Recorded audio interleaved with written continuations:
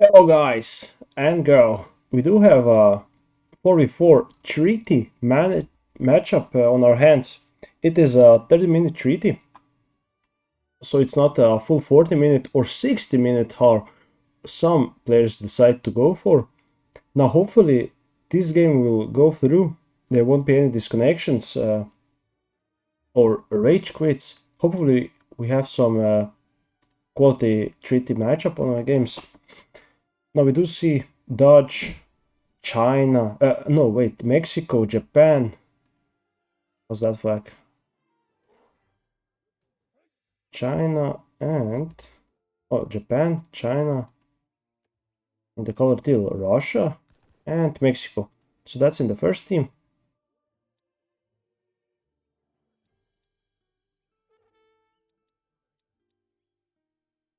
And on the second team we have another Mexico player, Dutch, another Dutch player, two Dutch players, and one Russian player. Interesting. So this composition of players and actually civilizations, this could be very, very interesting. Two opposing Mexican players. I wonder what the Mexican players will decide. And we have our resignation coming through from the Japan player on team 1. So team 1 is already on the backside. It's a classical map of Orinoco. And he did resign, so he's out. He can't reconnect anymore. You have abandoned your colony. You hate to see it. You hate to see it happen. But that's what usually goes on. Players start playing, players start disconnecting, players start rage quitting.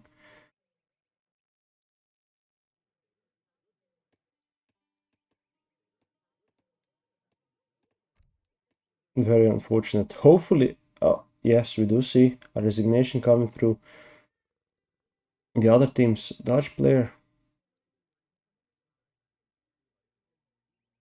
So it is a 3v3 in the end. 3v3 treaty on the map of Orinoco. So Orinoco is one of the maps which is the most played for treaty games. 1v1 treaty, 4v4 treaty, team treaty, 2v2 treaty. And that's because you have like one central line which you can fight, and it's very short. So there's one natural river barricading both of the players' infantry, and the rest of the units coming from one side to the other. Now, of course, I think you can build some dogs on each side and get from one side to the other. You can even put some mortars or mortars from one side, and let's say, for example, that Japan had some mortars on this side. They could destroy some buildings, walls, outposts on the enemy side. Now, what I'm interested in seeing, and hopefully we don't see any more disconnections happening, that is how the Mexico players and the Russian players will behave. We already see from the Russian player, he did go for a native outpost, native allies. So look, his mills give him more better gather rate of food and infantry damage. That could be good for Porchniks. And this is also a nice shipment of wood. So 2 crates of wood for after 30 minutes. So mind you, this is a 30-minute matchup. It's not 40, which is the most common at which players play at. And players will have to adjust a bit with their tactics. For example, they won't be maybe getting as many resources as they would in the 40-minute. They have to get as fast as possible to the Imperial Age, get their Imperial upgrades, even have a 200 population of military units and some in half in military, half in economic production.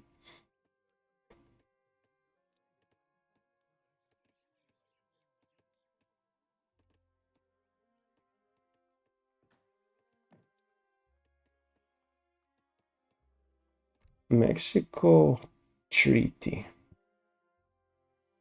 This might be a I think he's going for like an eco boost because sending advanced saloons. Even going for 700 coin. Wow. To me, this looks at Spice Trade.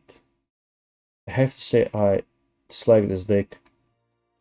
It's better to have some military upgrades instead of having to send crate shipments. He's starting to build some cows. By the looks of it, he might go for a revolt. We shall see. The Russian player did not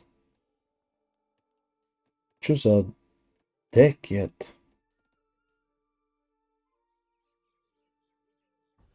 Okay, this Dutch player is AFK. What? Look at the amount of villagers he's idling. He's building a lot of houses. What will he do with this house? This many houses.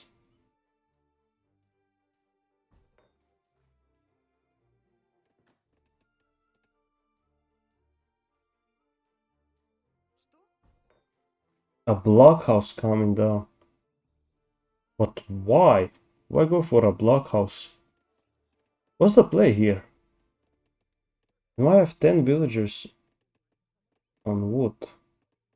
One on coin. This is either a very well thought out strategy or or not. We shall see.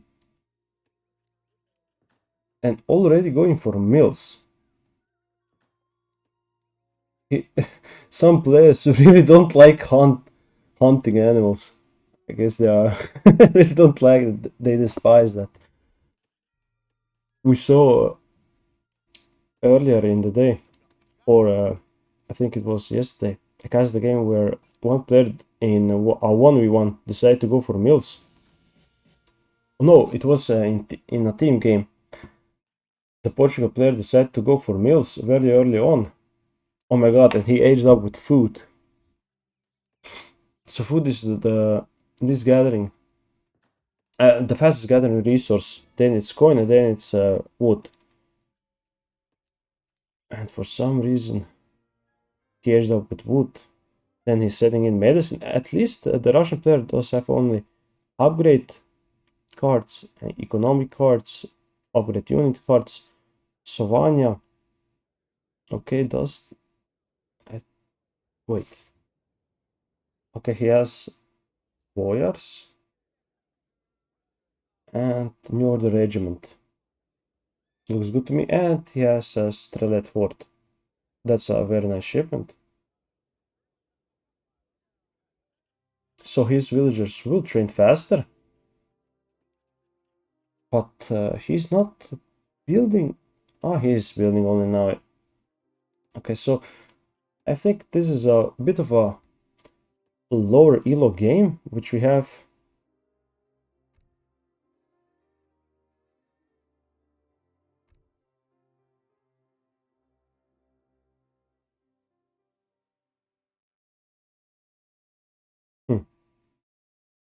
Dutch paintings. I don't know about that one, but he does have Colbertism, which sends him a food trickle. I think French is the only civilization which you can send all three trickles. You have food, wood, and coin. Or actually, you have food and wood only. I don't think that I have coin. Maybe we could do it with Dutch. Maybe they have like food and wood, and then you get passive income from banks. He does have mortar, the German mortars, and mortar attack increased. Okay, so that's a nice card to destroy buildings down faster. Let's just see. Okay, he does have a nice amount of banks. His building is houses very, very close to his. Why is he building houses so fast? Maybe somebody sent a shipment to build houses faster, but I'm not too sure. Because these houses look like they were built too fast. Okay, so nearly all of the villagers are going on to food and wood. Only two are at coin. Maybe he could send those to food. Sending in sending in this card. Woods and mills. But he still does have a nice amount of huntable animals, so maybe he's sending in preventive. Yeah, I guess he's sending in advance.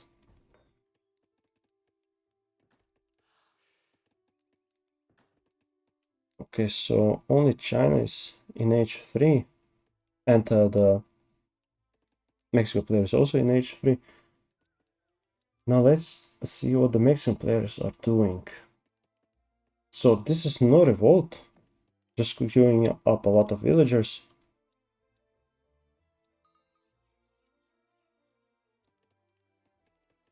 So a standard age up, no revolt. Maybe the revolts have a better shipment which you could send, I guess, than the revolts. But then again, once you revolt, you can send a lot of, like a very nice amount of shipments, very unique shipments. Now the treaty is only going to last for 18 minutes. So 18 minutes remain until the fighting starts. Let's turn fog off, see exactly what each player is doing. Okay, villager migrations are starting to happen. The Chinese player is spreading his town centers very nice, putting them at near resources, near wood. Could maybe have put a town center a bit closer here, but maybe he can't because of the border. There's a border in treaty, so you can't really build outside of that border because that would be a bit maybe OP, but maybe actually not. It would be definitely more interesting. And we do see all infantry is trained faster. Okay, Russia is going for agglomeration.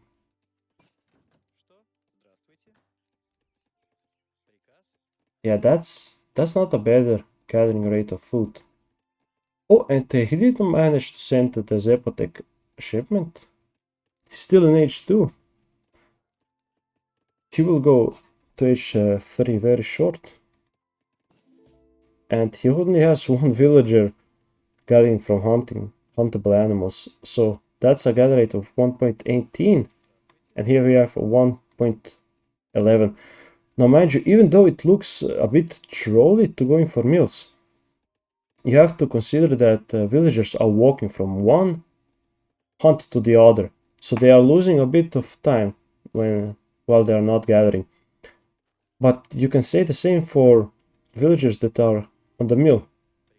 Look, this villager. Let's look at. Yeah, he's not gathering. He's just walking from one spot to the other. Okay, Russia is able to age up to the next stage. Even though he is on meals, he has a pretty nice amount of food coming in. And do we see another town center? No, we don't. We only see a forward church. Okay, 6. I think that's 6. Yeah, 6 banks are down. Some idle villagers sending in even more. Bank of Amsterdam. Yeah, Bank of Amsterdam.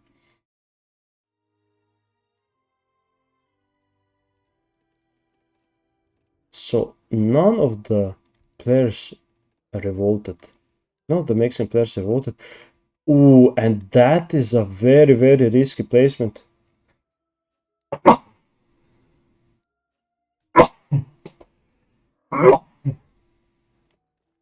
Sorry about that one. I had to sneeze. So this is very risky. I would not put my factory here. You never know. Maybe, well, actually, maybe he's just right about the range of Mortis. Maybe Mortis can't reach his factory. Maybe they can, but I would not take that chance. I would put it at least here, or even here. So, actually, here, I would put it here. There's a very light chance that your factory will be sieged down. If you put it here, you just have to make some walls here, chop down the trees, make walls, and secure a bank, not bank, but factory. So, in my opinion, the players which are not, they are in danger if they put their buildings like this player is doing, like Sergio is doing. I would not. I would like for him to put them in a safer space. And he did cancel the Bank of Amsterdam, the Dutch player. Okay, now we only have 13 minutes remaining. None of the players is in H5 yet. I think China will be able to amass 90 villagers. And he does have a nice amount of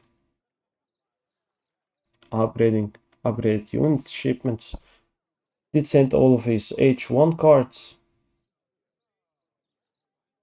And he did go for like 35 wood gather rate increase.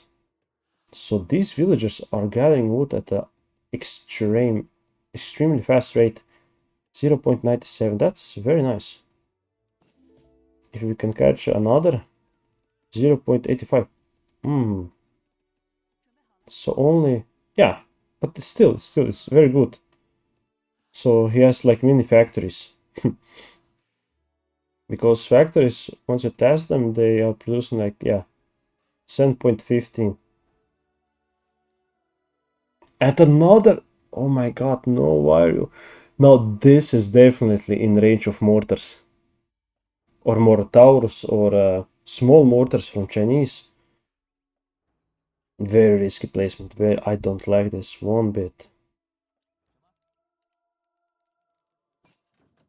The Chinese player is looking very, very strong, and we can see that being reflected in his score. He has the highest score out of everybody.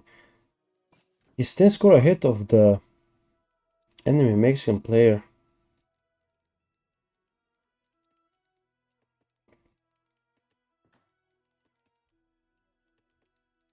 And Handsome Jeff is a bit behind here in score, considering his counterpart, his counter Mexico player, which is here. He's a bit behind his score, but still, he can increase his score very fast. Just has to use all of his resources a bit faster. Now this will be the main point of contact, the main contaction.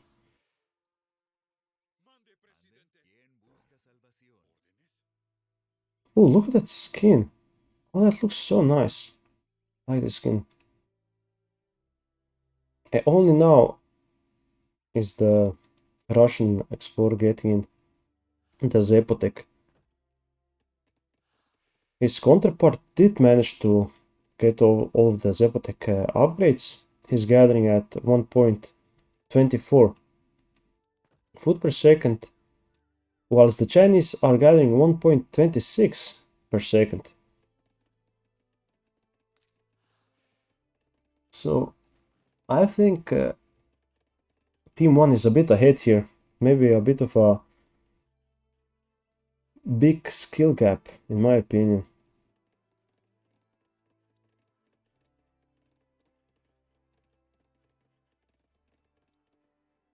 Maybe the Mexico player will be the first one to reach H5 even before the Chinese player, since the Chinese player went for a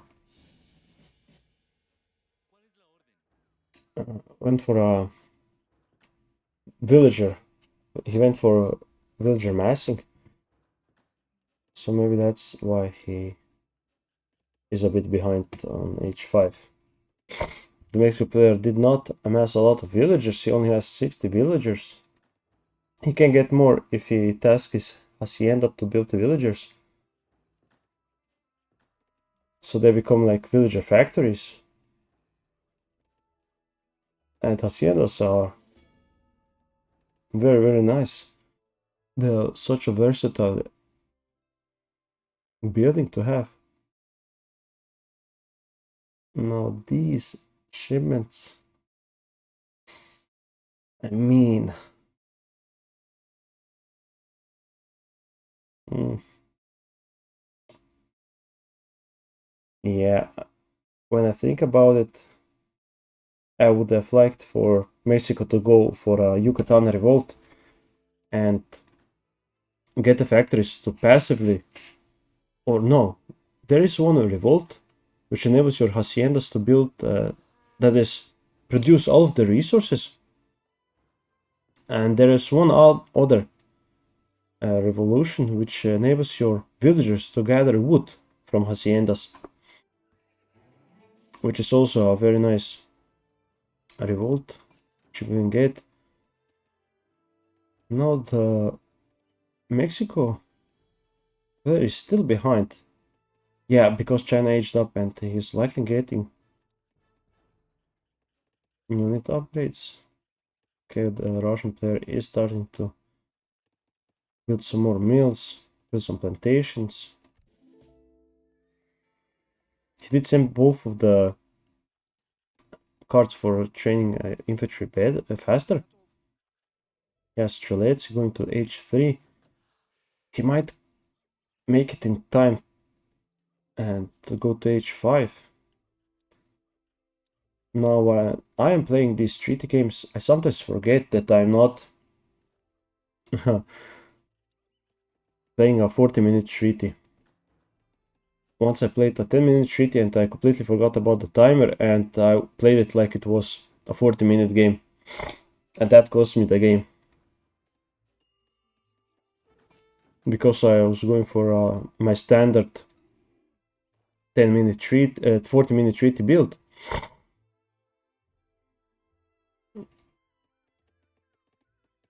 And I was not ready for the 10-minute timing push which happened from the other players. I mean, the Mexican player does have a nice amount of barracks as stables here. Ooh, wait, China can make. Ooh, I didn't know that. They can make goats. China is the goat maker. And they can test them at villages. Do they have to send a shipment for that? Or can they make that? I think they can make it by default, right?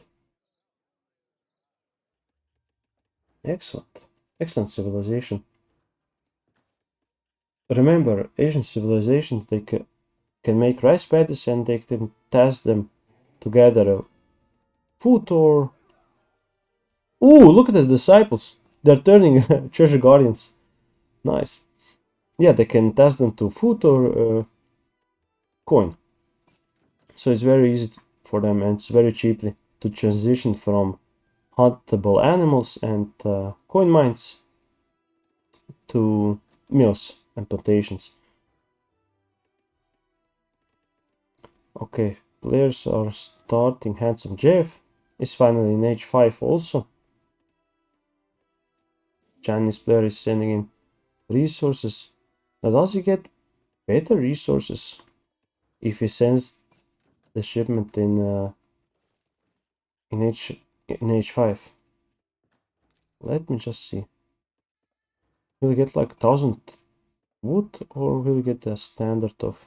Where did he send that to?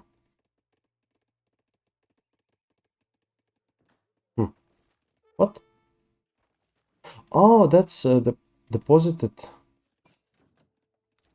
I guess that's deposited in his inventory once he sends that. Interesting. Do see a fourth from the Mexico player. Ooh, 11,000 HP. Very nice. Imperial Salteadores. 4 minutes remaining. Oh my god.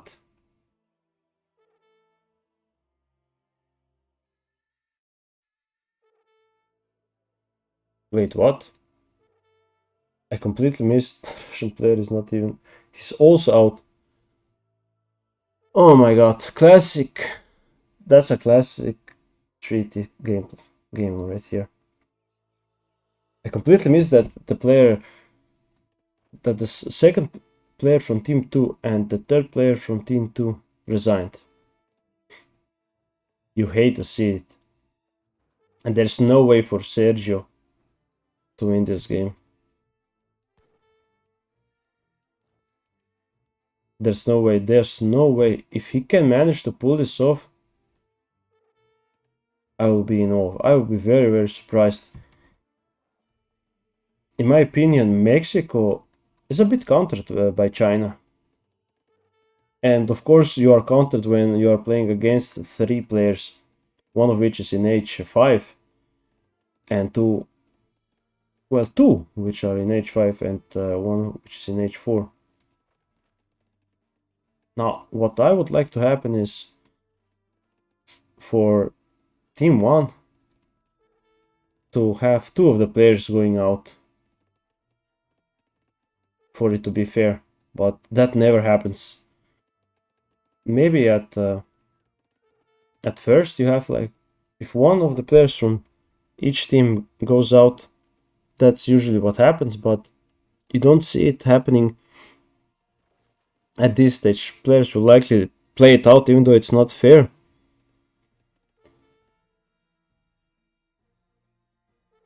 I mean, what a shame. But that's how treaty games usually go. And that's very unfortunate. You can't really get a nice treaty game on your hands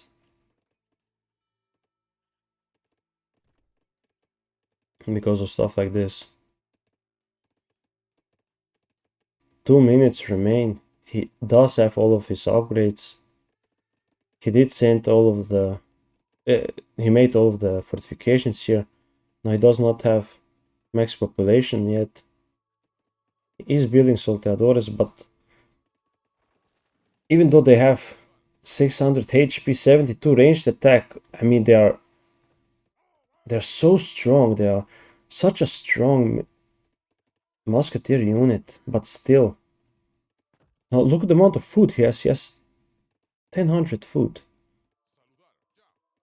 but they do cost 90. Food that it does get expensive to train Salteadores. You really have to have a good economy. He is farming up cows.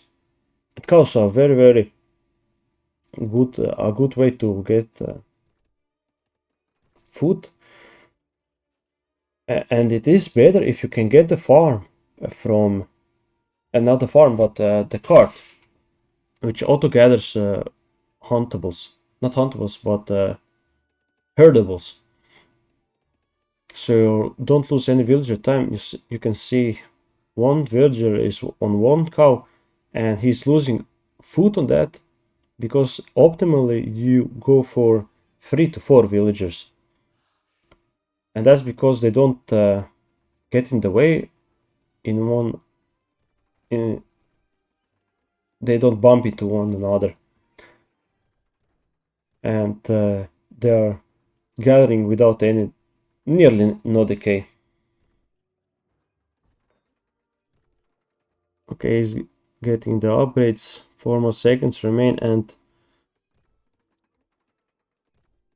I mean, no units, no real units. And these are only veteran units. Wait, some of them are not even. Step riders are not upgraded to veteran status.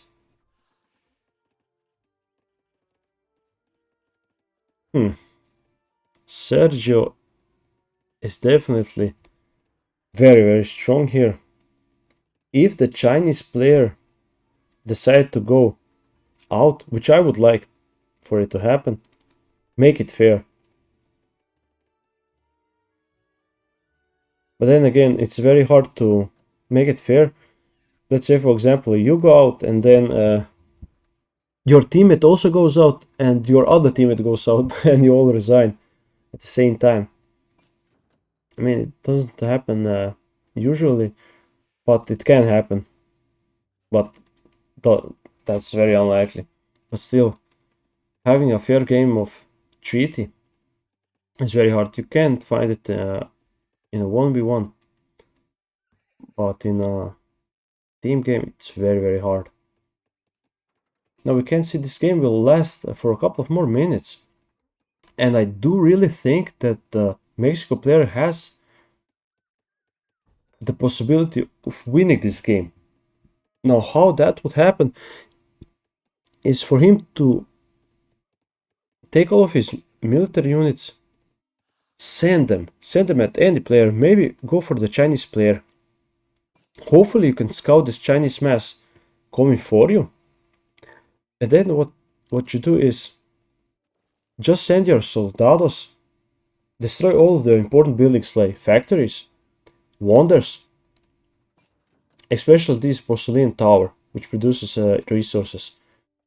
Get that down. Get down the houses. Get down the town centers. Destroy the villagers.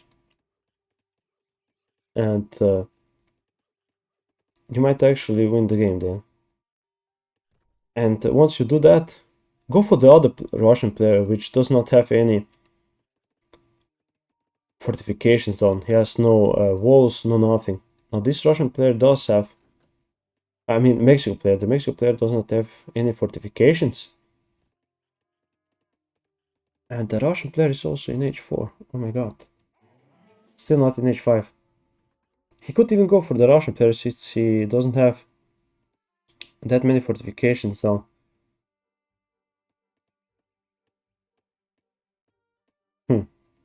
Mexicans are building a fort here.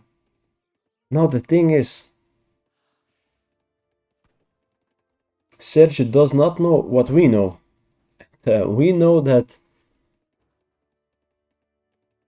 Team 1 is not that well protected as he is. He's very well protected. He has layers upon layers of walls, which you do have to have. You have to have layers when you are playing treaty games. And he did send the card which enables him to get bastions. So he did upgrade his walls once. He will upgrade them again, and he will have around 10,000 hit points on walls. Now China can get a card of themselves.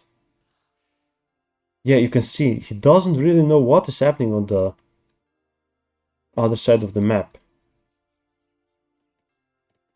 If he could, he should go for a bit of scouting. Well, actually, mortars are the best units to scout, especially before the timer comes down.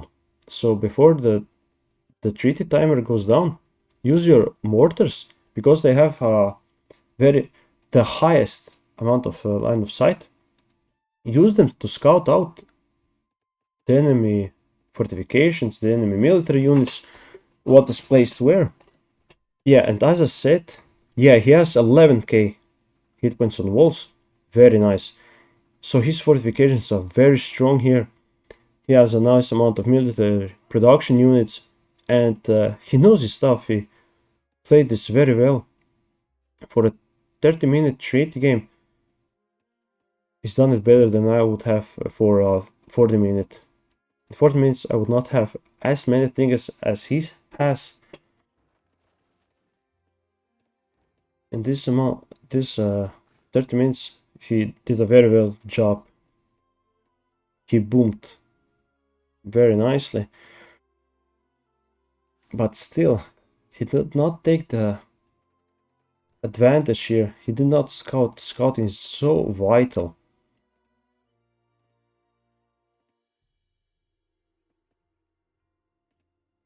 Yeah, and exhalated. Iron frails. I mean, he had such a nice timing here. He's missing his window, definitely. Now, what I think will happen, the Chinese player will likely wait for all of his upgrades. Every possible upgrade which he can get, he will get it. He will build a forward base, maybe. He should do it, but he's still not doing anything of the sort. He's not building any forward military base other than the Mexico player, which has forts down. But you need more than that. You need walls. You need to encircle this player. But maybe they are not doing it because they want to give him a chance to win. That's very nice of them. And look, Sergio is protecting his factories, building another wall. He knows that factories are so vital, that they are so important, but there's no way for him to know that 3 of his players will disconnect. Maybe it's because of the internet. Maybe it's because treaty is not for me. But look at these soldados, 600 HP and 72 range. And the Russian player did finally reach age 5 in 36 minutes. Still, Sergio is expanding, is building more military, building production units. He is increasing his food income, his coin income. He did get nearly all of the upgrades. He could go for, oh no, not for spies, but for cadets, granting more hit points to his explorer and his padre. And we do see the enemy is going for the players which disconnected.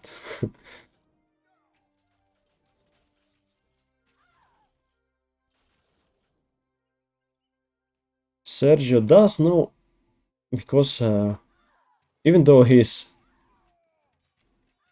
players did go out, they're not playing, at least he knows what kind of mass China has. But I mean, that doesn't really matter, since he could delete all of his units and remass something else. Since that's what you can do, and what usually happens in treaty games.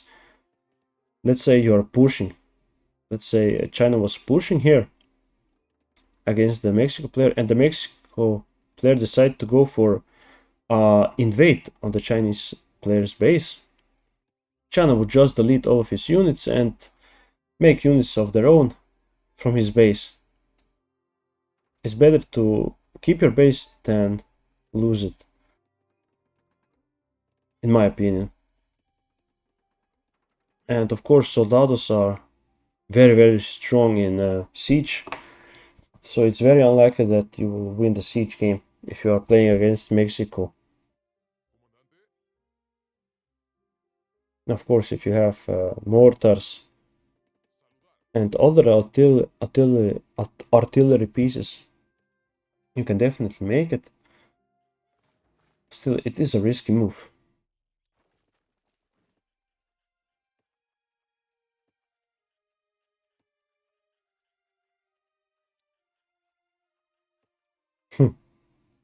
Mexico is so unprotected. Oh my god.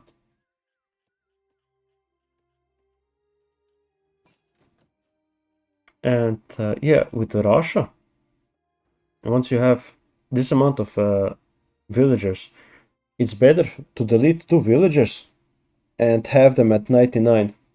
And of course, if you are young villagers like that, you are losing on population space. Imperial Charos. Mexico against Mexico. Oh no. And remember, China doesn't have to make only barracks and castles to get their military out. So they can get cavalry units, infantry units from the war academies, and artillery pieces from castles.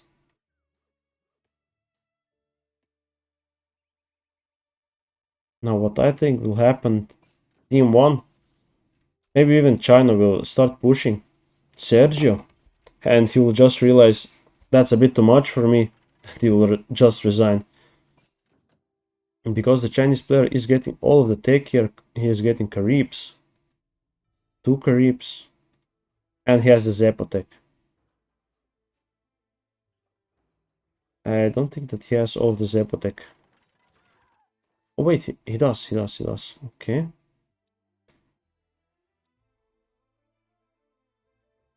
Yeah, that's a nice stockpile of food. The Chinese player played this perfectly. And he's gathering herdables. Now they don't have any... The player did not send any card to enable him to gather faster from herdables. But he can gather 2.8 food per second. I think that's more than... yeah, he can only gather at 2 food per second, Mexico player. So China is very strong here. Gathering from herdables. Getting walls down. And does he have...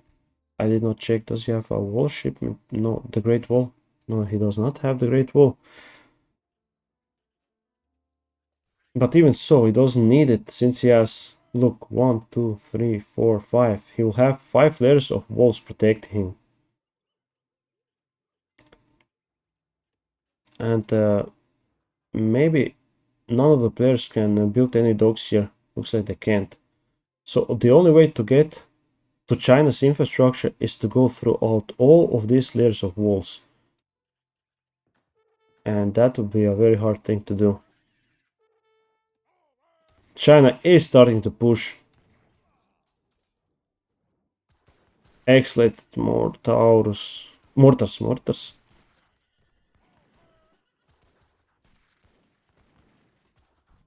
Yeah. I think that Sergio will...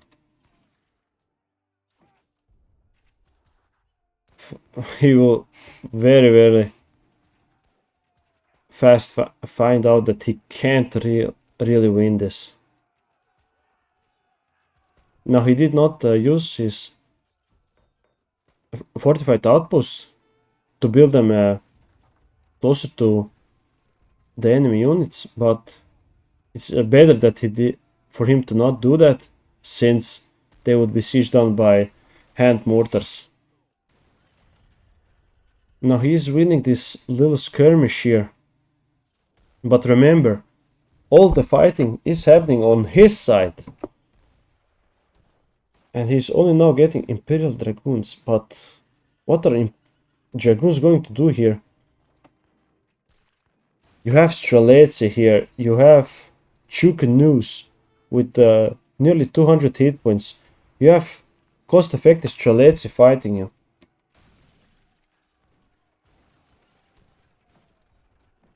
Now this is not a hard fight to win, or a hard war to win. This is an impossible war to win.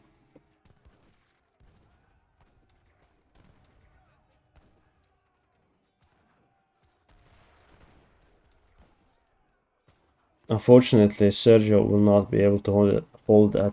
There's no way. He might, even if he wins against all of these units, you can see military production buildings are being constructed here.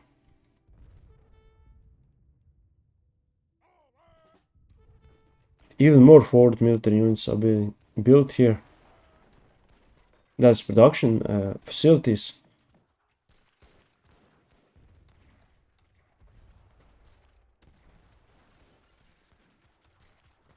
Yeah. I would have liked to see a fight between Sergio and China.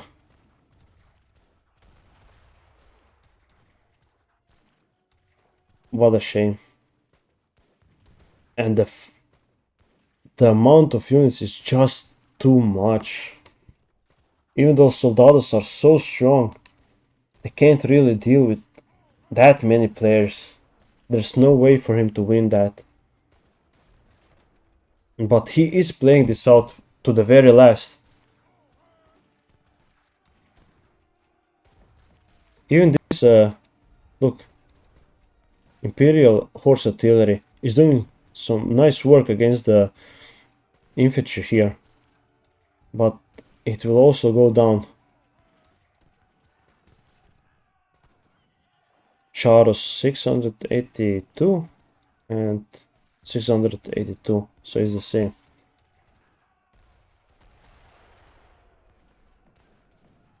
He is sending in Saddam's game powerful charged grenade.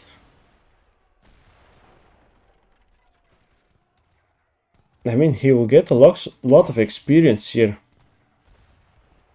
And he has the defender's advantage, but he's not pushing anything. And that's the worst thing for him. Whilst his buildings are being destroyed, whilst he is under pressure, he's not doing anything to the enemy.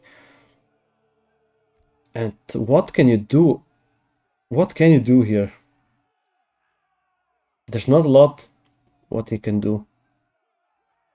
If I was in his position, I don't know what I would do. I would also go for a defensive play, and then I would just lose the game. It's very risky to go for a push here, even though we know that Team 1 did not build up any defenses here. Sergio could not have known that. I mean, maybe he could have if he scouted. Maybe he should have built some chicharos and use them. Use them to scout out. Not chicharos, but charos, yeah. Use charos and scout. Scout out what the enemy is doing. Now, if he did that, maybe he could have a chance. But that chance is so slim, since we can see that Handsome Jeff, his score did not, I mean, he was not ahead that much, but still, he had a nice score. He had a real nice score. And the Russian player, he also had fortifications down. But his factories were so exposed here, oh my god. They could be hunted down by a couple of mortars here. And the thing is, the Chinese player did have war academies here for a long time. So it would be also very hard for Sergio to pull this off. But scouting is so vital. It's such a vital thing to do. You have to do it. And look, the Chinese player had such a good economy, he could mass natives from 4 trading posts. So, and half his population at max at nearly all stages of the game, because his economy could support. Look at the amount of resources he has stockpiled, and 222 out of 220. He was so ahead. He boomed with goats. Oh my god. China is so wild in team games. Of course, you have Dutch, France, British. British can boom the hardest on herdables.